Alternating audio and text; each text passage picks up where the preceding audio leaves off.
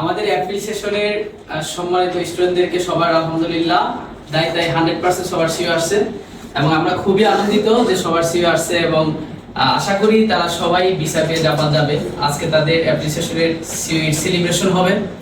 আমরা এভারেডুকিয়া সবসময় চেষ্টা করি স্টুডেন্টদেরকে যথাযথ মানসম্মত শিক্ষা দিয়ে জাপান পাঠানোর জন্য।